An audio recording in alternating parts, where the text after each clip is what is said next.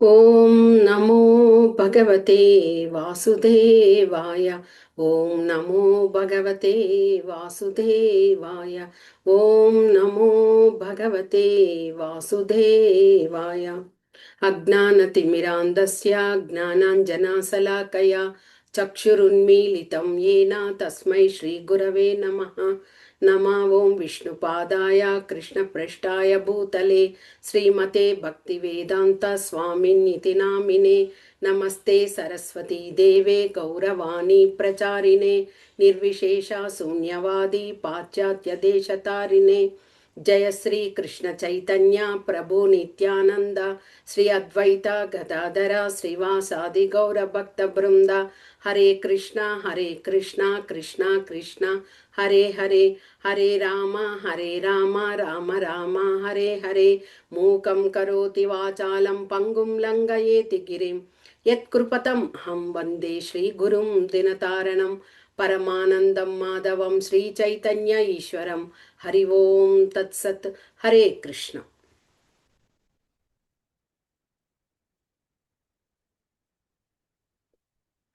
ఈరోజు మనము కీర్తనలలో గోవర్ధన అష్టకం గురించి తెలుసుకుంటున్నాము. ఈ గోవర్ధన అష్టకాన్ని శ్రీల విశ్వనాథ చక్రవర్తి ఠాకూర వారు రాశారు. మనకి ఇది వరకే మనం గురువాష్టకం సంసార దావ నలలీదలోక త్రణయ కారుణ్య గుణగణత్వం అనే వస్తుంది కదా. ఆ యొక్క కీర్తనను కూడా శ్రీల విశ్వనాథ చక్రవర్తి గారు విరచితం చేసినది. మరి ఈ గోవర్ధన అష్టకంలో శ్రీల విశ్వనాథ్ చక్రవర్తి గారు గోవర్ధనుని యొక్క వైభవాన్ని గురించి వివరించారనమాట. గోవర్ధనం అంటే ఏమి? గో అంటే గోవులు, వర్ధనం అంటే వృద్ధి చేయడం. అంటే ఆ గోవర్ధన పర్వతం మీద ఎంతో అద్భుతమైన అందమైనటువంటి సరస్సులు, తర్వాత పచ్చిక బయళ్ళు అవన్నీ ఉండడం వల్ల గోవులన్నీ కూడా అక్కడికి వెళ్ళి ఆ యొక్క ఆ ప్రదేశంలో సమృద్ధిగా ఆ పచ్చికను తీసుకొని పాలను సమృద్ధిగా ఇవ్వడము అలాగా. అలాగే ఎక్కువగా చేయడం వల్ల ఏమవుతుంది? వృద్ధి చేయడం అవుతుంది గోవులన్నింటినీ. కాబట్టి ఆ గోవర్ధనం అని ఆ నామము ఇదయిందనమాట. మనము శ్రీ గోవర్ధన ప్రణామ మంత్రాన్ని ఫస్ట్ తెలుసుకుందాం. నమస్తే గిరిరాజాయ శ్రీ గోవర్ధన నామినే అశేష క్లేశనాశాయ పరమానందదాయినే. నమస్తే గిరిరాజాయ అంటే పర్వతాలన్నింటికీ కూడా రాజుగా గోవర్ధనుడు అయ్యాడనమాట. శ్రీ గోవర్ధన అనే నామాన్ని కలిగిన వాడయ్యాడు. ఎందుకు? ఆ శ్రీకృష్ణ భగవానుని యొక్క హస్త స్పర్శ గోవర్ధనుని ఆ పర్వతం మీద ఆ యొక్క అనుభూతిని పొందడం వల్ల ఆయన గిరి గోవర్ధనుడు, గిరిరాజ అని కూడా నామకరణాన్ని పొందారు. ఇక అశేష క్లేశ నాశాయ అనేకమైనటువంటి కష్టాలను వాటిని అన్నింటినీ తలుచుకుంటే ఆయన్ను అవన్నింటిని కూడా నివారించగలిగే విధంగా ఆయన పరమానందాన్ని కలిగించేవారుగా ఉన్నారు శ్రీ గిరి గోవర్ధనుడు. అలాంటి గోవర్ధనుని యొక్క అష్టకం అంటే ఆ గోవర్ధన రాజు యొక్క వైభవాన్ని ఎలాగా ఆచార్యులైనటువంటి శ్రీల విశ్వనాథ చక్రవర్తుల వారు వర్ణించారు అన్నది ఈ యొక్క అష్టకంలో తెలుసుకుందాం. శ్రీ గోవర్ధనాష్టకం శ్రీల విశ్వనాథ చక్రవర్తి ఠాకూర్ల వారి విరచితం. కృష్ణ ప్రసాదేన సమస్త శైలా సామ్రాజ్యమప్నోతి కావైరినోపి సక్రస్య యః ప్రాహ బలి సంసక్షత్ గోవర్ధనో మే దిశతాం బలి అభీష్టం స్వప్రేష్టహస్తాంబుజసౌ కుమార్యా సుకాన్ భూతేర్ అతి భూమి వృత్తేః మహేంద్ర వజ్రహతిం అప్యాచనన్ गोवर्धनो मे दिशताम् अभीष्टम् यत्रैव कृष्णो वृषभानुपुत्र्या दानं गृहीतुं कलहं वितेने श्रुतेः स्पृह यत्र महती अतः श्री गोवर्धनो मे दिशताम् अभीष्टम् स्नात्वा सरहस्वसु समीरहस्ती यत्रैव निपदी परागधूलिः अलोलयन् केलाटिकरुसस्रे गोवर्धनो मे दिशताम् अभीष्टम् कस्तूरिकाभिः सहितं कि आत्रेति उहं प्रभोः स्वस्य मुहुर्वितन्वान् नैसर्गिका स्वीयशिला सुगन्धैर्गोवर्धनो मे गोवर्धनो मे दिशताम् अभीष्टम् वंश प्रतिध्वनि अनुसरा वर्त्मा दिद्रवो यत्र हरिहरिण्या यन्तो लभन्ते न हि तस्मिताः गोवर्धनो मे दिशताम् अभीष्टम् यत्रैव गङ्गम् अनुनवीराधम् आरोह्य मध्ये तु निमग्ननौकः कृष्णो हि राधानुगलो बभौसा गोवर्धनो मे दिशताम् अभीष्टम् विना भवेत् किं हरिदासवर्या पादाश्रयं भक्तिरतः श्रयामि यं एव स प्रेम निजेशयो श्री गोवर्धनो मे दिशताम् अभीष्टम् एतत् पठेद्ये हरिदासवर्या महानुभावाष्टकम् आर्द्रचेतः श्रीराधिका माधवयो पदाब्जा दास्यं स विन्देत् असिरेण साक्षात् कृष्णप्रसादेन समस्तशैला साम्राज्यमप्नोति कावैरिणोऽपि शक्रस्य यः प्राप बलिं ससक्षत् गोवर्धनो मे दिशताम् अभीष्टम् हरे कृष्ण कृष्ण कृष्ण हरे हरे हरे राम राम राम హరే హరే. భావాన్ని తెలుసుకుందాం. కృష్ణ ప్రసాదేన సమస్త శైల సామ్రాజ్యమప్నోతి కావైరినోపి. కృష్ణ ప్రసాదేన, కృష్ణ ప్రసాద, ప్రసాద అంటే మనకి ఇక్కడ అర్థము కరుణ, కరుణనివ్వడం, కృపనివ్వడమే కృష్ణ ప్రసాద అంటే. భగవంతుడిచ్చినటువంటి ఆ దయ వలన గోవర్ధనుడు ఎలాగా అన్ని పర్వతాలకు రాజుగా మారారట. అంటే అది వరకు ఆయన సాధారణ ఒక పర్వతమే. కానీ ఎప్పుడైతే కృష్ణ భగవానుడు తన ఎడమ చేతి చిటికిన వేలితో ఆ గోవర్ధన పర్వతాన్ని ఎత్తి 7 రోజులు అంటే 7 పగలు 7 రాత్రులు ఆ విధంగా తన హస్త స్పర్శనిచ్చారో అప్పుడే ఆయన అన్ని పర్వతాలకు రాజుగా అయ్యాడట. ఇక అక్కడ శత్రువుగా ఎవరున్నారు? ఇంద్రుడున్నాడు. అలాగా ఇంద్రుడు భగవంతుని తెలుసుకోలేకపోవడం వల్లనే ఆ 7 రోజుల పాటు సంవర్తక మేఘాలను రప్పించి ఆ కుంభవృష్టిని ఇవ్వడం జరిగింది. అలాగ శత్రువులాగా ఉన్నటువంటి ఆ యొక్క ఇంద్రుని చేతనే గౌరవ ప్రధానాన్ని నివాళిల్ని తీసుకున్నాడు గోవర్ధనుడు. అంటే ఎవరి వల్ల ఇది? కృష్ణ భగవానుని యొక్క ప్రసాదేన. ఆ దీని వల్లనే ఆయన సమస్తానికి కూడా ఆయన అన్ని పర్వతాలకు రాజయ్యాడు. శత్రువు చేత కూడా నివాళిని అందుకున్నారన్నమాట.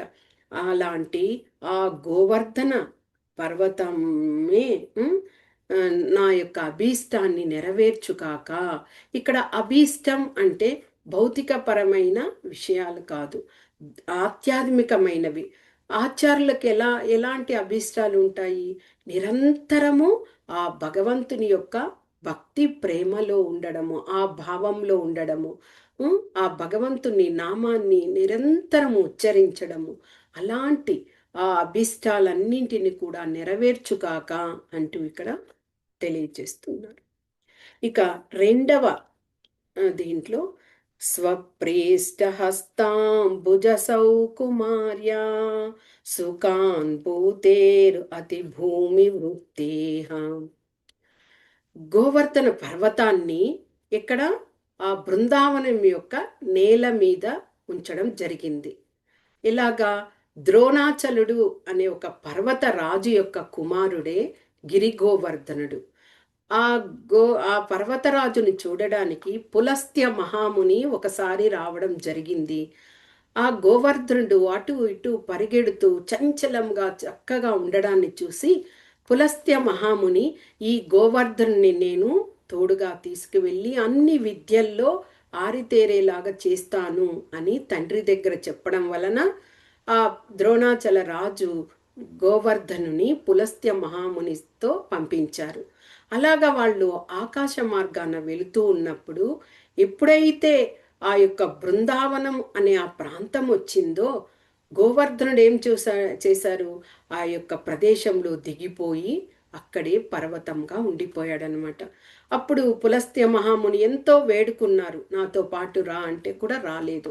అప్పుడే అక్కడ శాపాన్ని కూడా ఇవ్వడం జరిగింది.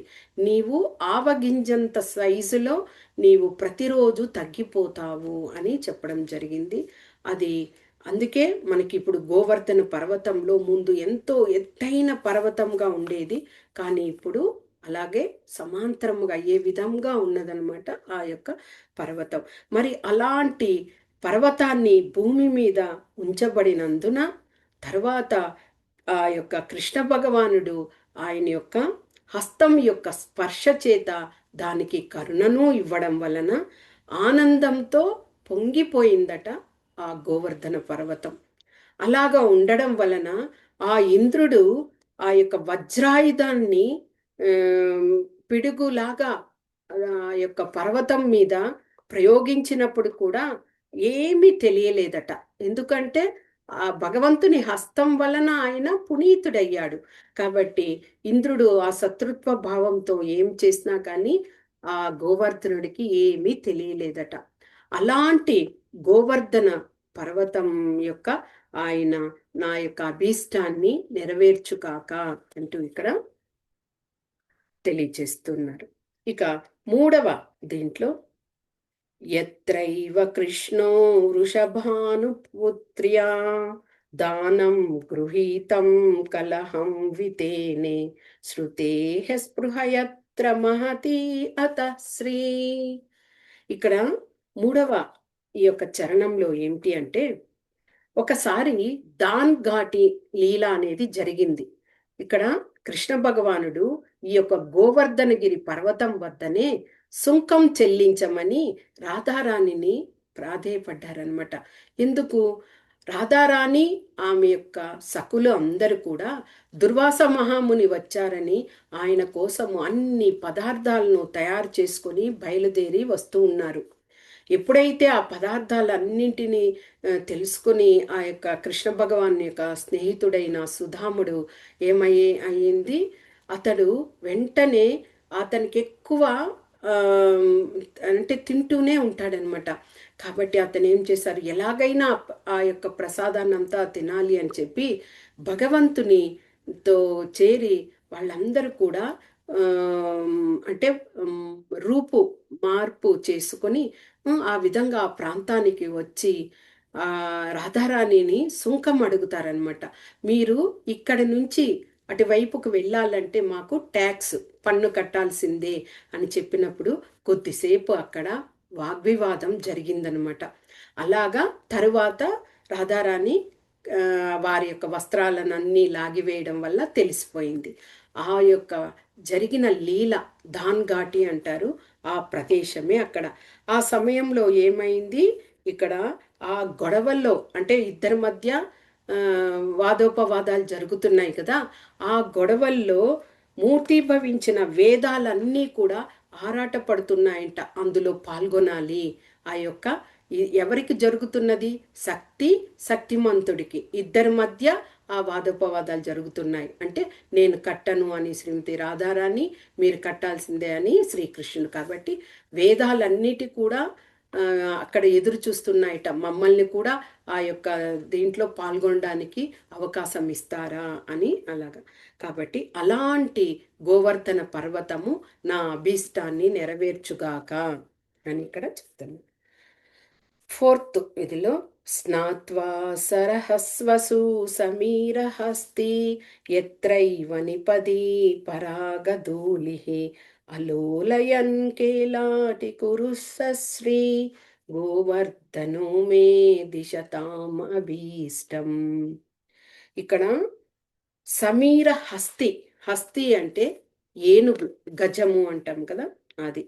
ఇక్కడ ఆ యొక్క పర్వతము ఎలాంటి సుందరమైన పర్వతము అంటే అక్కడ ఎన్నో సెలయేళ్ళు పారుతూ ఉంటాయి. తర్వాత అన్ని జంతువులు అక్కడ సేదతీరుతూ ఉంటాయి. ఎన్నో పుష్పాలు, ముఖ్యంగా కదంబ వృక్షాలు చాలా ఉంటాయట అక్కడ. అలాంటి కదంబ పువ్వుల నుండి, మిగిలిన ఇతర పువ్వుల నుండి అన్నీ కూడా ఆ పువ్వుల మధ్యలో ఉండే ఆ పుప్పుడి రేణువు అంటారు కదా! అవన్నీ ఆ పువ్వు యొక్క రేకులతో మూయబడి గాలి వలన వాయువు వీస్తున్నప్పుడు అలాంటి ఆ సుగంధమైన పరిమళాన్ని వెదజల్లుతూ ఉన్నదట.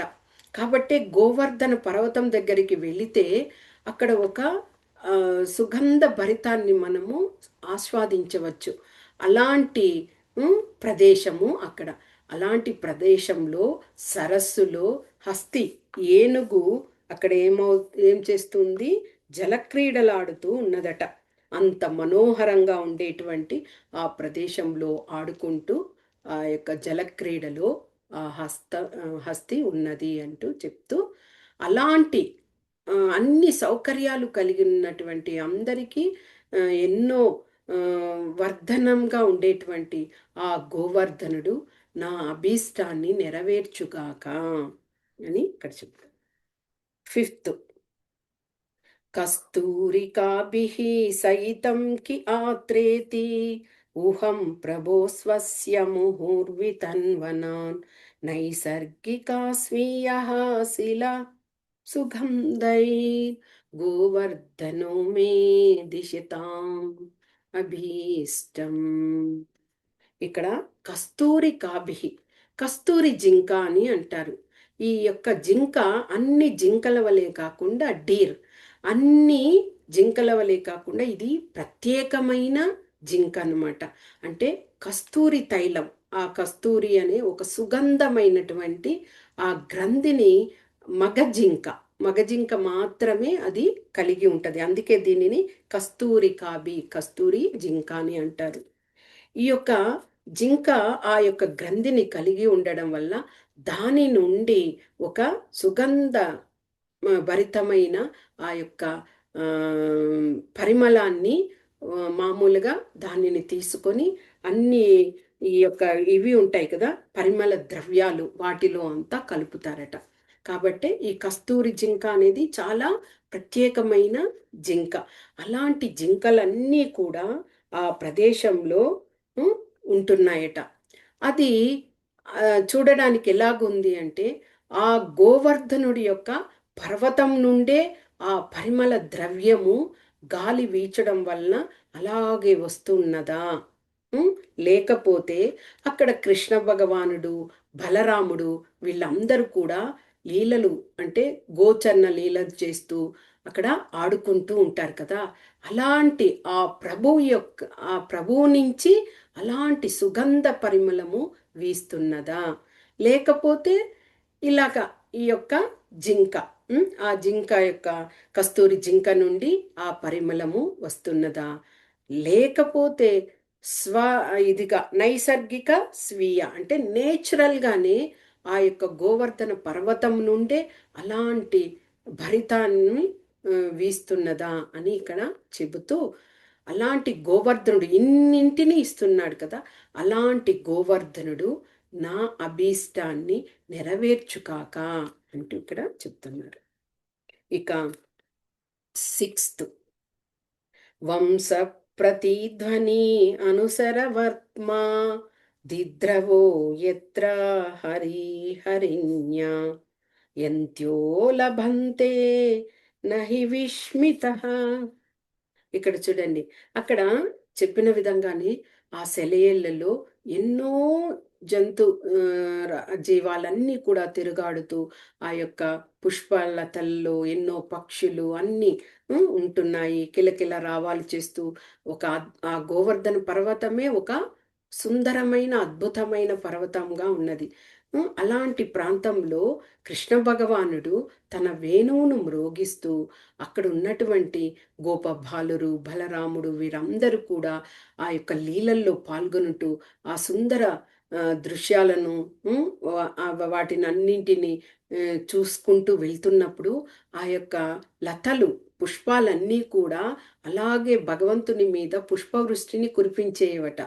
అలాగా ఆనందపడేవి, ఆయన యొక్క స్పర్శ తగిలిన వెంటనే ఆనందపడేవి.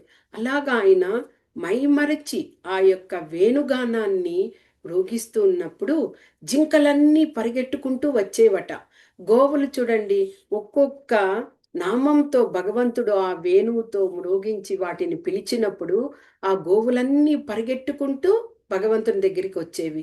ఆ విధంగా ఆ వేణువుని వింటూ జింకలన్నీ పరిగెట్టుకొని వస్తున్నాయట. కానీ జింకలు ఎలాంటివి అంటే చంచలము, చాలా భయం కలిగి ఉంటాయి.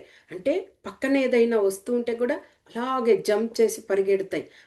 అందుకే అవి వాటిని హరిణి అంటారు. వాటి చూపులు నిరంతరం వెతుకుతూ ఉంటాయి, ఏదైనా ప్రమాదంలో చిక్కుకుంటామా అనేసి చంచలంగా తిరుగుతూ అలాగా మేతను తీసుకుంటూ ఉంటుంది.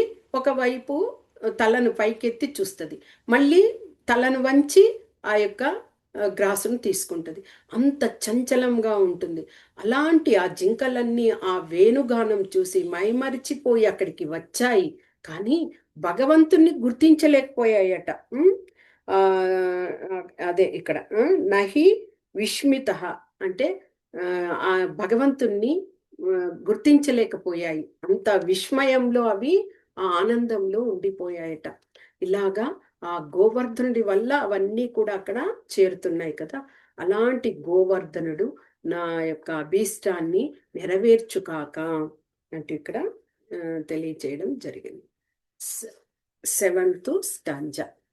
యత్రైవ గంగం అనునవీరాదం ఆరోహ్య మధ్యేతు నిమగ్న నౌకః కృష్ణో హి రాధానుగలో బభౌస గోవర్ధనాం గోవర్ధనో మే దిశతాం అభీష్టః.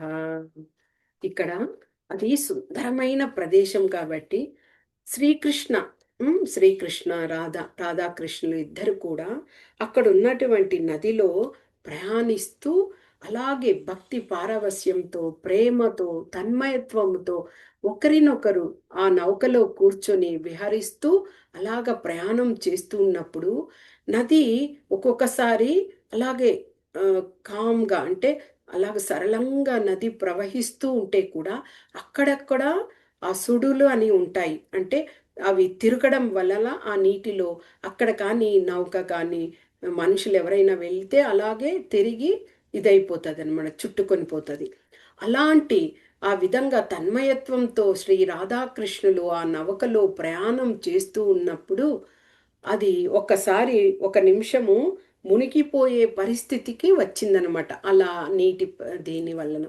అలాగ వచ్చినప్పుడు ఆ తన్మయత్వంలో ఉన్నారు కదా! వెంటనే రాధారాణి ఏం చేశారు?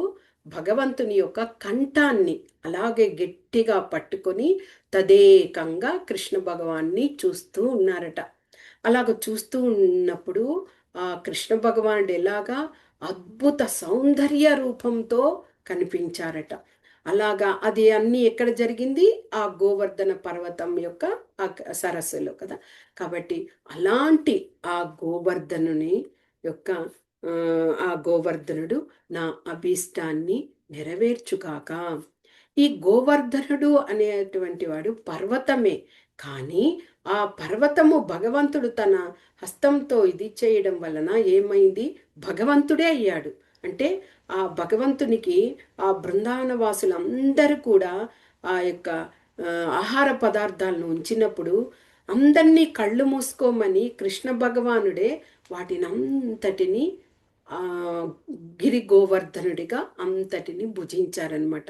అలాగ భుజిస్తున్నప్పుడు కూడా ఆయనకు సరిపోక మళ్ళీ కావాలి అనియోర్ అంటే మళ్ళీ కావాలి, నాకు ఇంకా ప్రసాదం కావాలి అని అలాగ చెప్పడం వలన ఇంకా తయారు చేసి తర్వాత ఆ యొక్క ప్రసాదంలో తులసిని ఉంచి ఇవ్వడం వలన అప్పుడు ఆయనకు సంతృప్తి పడ్డారట.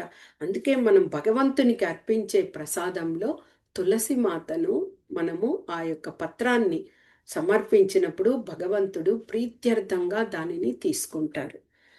ఇక ఈ విధంగా ఆ అదే కృష్ణ భగవానుడు అంత సుందర రూపంలో కనిపించారు. అలాంటి గోవర్ధనుడు నా అభీష్టాన్ని నెరవేర్చుగాక అని ఇక్కడ చెప్తున్నారు. ఇక 8 చరణంలో వినా భవేత్ కిం హరిదాసవర్య పాదాశ్రయం భక్తిర్ అతశ్రయామి యం ఏవ సప్రేమ నిజేశయో శ్రీ గోవర్ధనో మే దిశతామభీష్టం. ఇక్కడ ఏంటి అంటే గోవర్ధనుడు కృష్ణ భగవాన్ యొక్క అత్యుత్తమమైనటువంటి సేవకుడు. చాలా ప్రేమ. అదేవిధంగా రాధారాణి అంటే కూడా అంతటి గొప్ప ప్రవృత్తులతో గోవర్ధనుడు ఆ పర్వతము ఉండేవారట. అలాంటి శ్రీహరి సేవకులలో ఈయన అత్యుత్తమైన ఒక పర్వత రాజు. అంటే ఏమి? ఆ పర్వతాలకన్నింటికి కూడా రాజు అయ్యారు. కానీ ఈ పర్వతాలకి ఒకప్పుడు రెక్కలు ఉండి ఎక్కడికంటే అక్కడ స్వయంగా వెళ్ళిపోయేవి.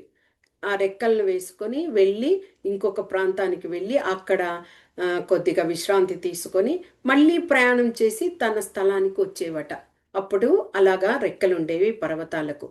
అలాగ రెక్కలు ఉండి అలాగా రెక్కలు మనం వెళ్తుంటే ఆకాశ మార్గంలో గాలి వీస్తుంది ఆ రెక్కల వలన. కాబట్టి అలాగ ఉండడం వలన క్రింద మునులు యోగులు వీళ్ళందరూ కూడా ధ్యానంలో ఉంటారు, తపస్సులో ఉంటారు. అలాగా శబ్దంతో పాటు ఆ గాలి విపరీతమైన గాలి కూడా వస్తుంది. అలాగా వచ్చినప్పుడు వారికి అందరికీ ఆ ధ్యానంలో అంతరాయం కలుగుతుంది. కాబట్టి ఇంద్రుడు అప్పుడు అన్ని పర్వతాల యొక్క రెక్కలను అన్నింటిని కూడా ఖండించి వేశారట. కానీ ఈ గోవర్ధన పర్వతము ఎంత ఇది చూడండి, భగవంతుని యొక్క సేవకుడిగా భగవంతునికి సాక్షాత్తు ఆయన హస్తం తగిలి ఉండడం వలన ఇది అందుకే ఆ ఇంద్రుడు వజ్రాయుధాన్ని ప్రయోగిస్తే కూడా పర్వతునికి ఏమీ తెలియలేదట. అంత ఆనందంలో ఉన్నాడు. ఇక్కడ ఆ విధంగా ఆ యొక్క భగవంతుని పట్ల రాధారాణి పట్ల అంత ప్రేమతో ఉండేదన్నమాట గోవర్ధన పర్వతం. అలాంటి పాదాలను ఆశ్రయించకుండా స్వచ్ఛమైన భక్తితో సేవను ఎలా పొందగలము? అలాగ భగవంతుని యొక్క పాదాశ్రయంలో సేవలో ఉన్నటువంటి ఆ గిరి గోవర్ధుని మనము కూడా సేవించాలి. అందుకే బృందావనంలో ప్రతిసారి ఈ యొక్క గిరి పరిక్రమ, గిరి గోవర్ధన పరిక్రమ జరుగుతుంది. ఆ పరిక్రమలో ఎన్నో వేల మంది పాల్గొంటారనమాట. అలాగా ఆ యొక్క కొండను చుడుతూ వెళ్ళినప్పుడే మనకి రాజస్థాన్ స్టేట్, తర్వాత ఉత్తరప్రదేశ్, అన్ని బార్డర్లు, 2-3 రాష్ట్రాలని మనం దాటుకొని వెళ్ళగలిగే ఆ బార్డర్స్ వస్తాయన్నమాట. అలాగా ఆ యొక్క గిరి ప్రదక్షిణ చేసేటప్పుడు దాదాపు ఒక 50-60 మందిరాలను మనము ఇంకా ఎక్కువే ఉంటాయి. ప్రస్తుతానికి మేము దర్శించుకున్నవి అంత, అన్ని మందిరాలను మనము దర్శించుకోవచ్చు.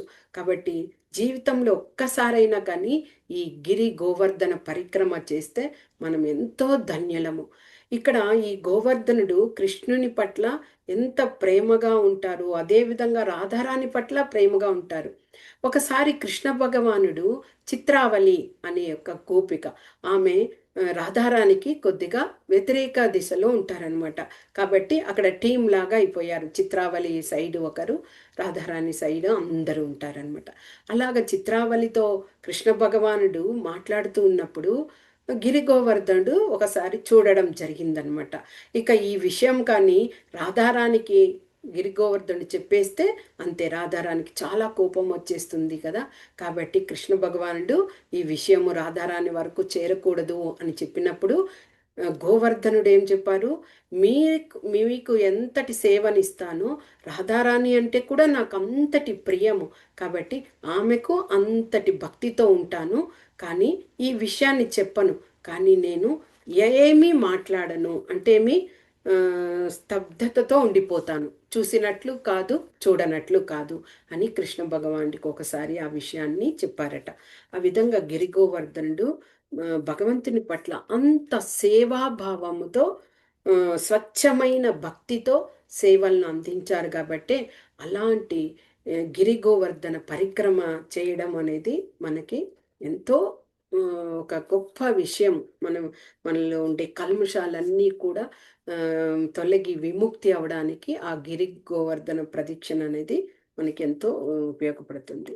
ఇక 9వ చరణంలో ఏతత్పఠేద్యే హరిదాశవర్య మహానుభావాష్టకం ఆత్రచేతః శ్రీరాధికా మాధవయో పదాబ్జ దాస్యం విందేత్ హసిరేణ సాక్షాత్. ఎవరైతే ఈ యొక్క అష్టకం, గోవర్ధన అష్టకాన్ని, ఈ శ్లోకాలను ఎవరైతే చదువుతారో వారందరూ కూడా ఆ శ్రీకృష్ణ భగవానుని యొక్క గొప్ప సేవకులుగా కీర్తించబడతారు. అంటే ఈ అష్టకాన్ని మనము ఎప్పుడు కూడా మనం చదువుకుంటూ ఉండాలి. అలాగా చదివిన వాళ్ళు ఆ భక్తులుగా, భగవంతుని యొక్క భక్తులుగా కీర్తించబడతారు. ఇంకా వారి యొక్క హృదయము ఎంత స్వచ్ఛమైనదిగా మారుతుంది అంటే వారు అలాగే ప్రేమతో నిండిపోయి ఉంటారట. ఈ అష్టకాన్ని ఎవరైతే చదువుతూ, శ్రవణం చేస్తూ, కీర్తిస్తూ, స్మరిస్తూ ఉంటారో వాళ్ళ హృదయం అంత నవనీతంలాగా ఇదయి ఉంటుందట. ఇక ఈ యొక్క అష్టకాన్ని చదవడం వలన శ్రీ శ్రీ రాధాకృష్ణుల యొక్క పాదసేవను చేసుకునేటువంటి ఆ భాగ్యాన్ని కూడా పొందుతారు. ఇక్కడ మనకి హరిదాస వర్య అని ఇక్కడ చెప్పడం ఏమిటి అంటే, ఆ గోవర్ధనుని గోపికలందరూ కూడా హరిదాస వర్య అని చెప్పేవారు. అంటే ఆ కృష్ణ భగవానుడికి దాసునిలాగా ఆయన ప్రతీది సేవలను అందిస్తూ ఉండడం వల్ల హరిదాస వర్య అని గోపికల చేత పిలువబడ్డారట శ్రీ గోవర్ధనుడు. ఓకే, ఎవరైతే ఈ అష్టకాన్ని చదువుతారో వాళ్ళందరూ కూడా భగవంతునికి ఆ యొక్క సేవ చేసే భాగ్యాన్ని పొందుతారు అని ఇక్కడ చెప్పడం జరిగింది. ఇది శ్రీ శ్రీ గోవర్ధనాష్టకం.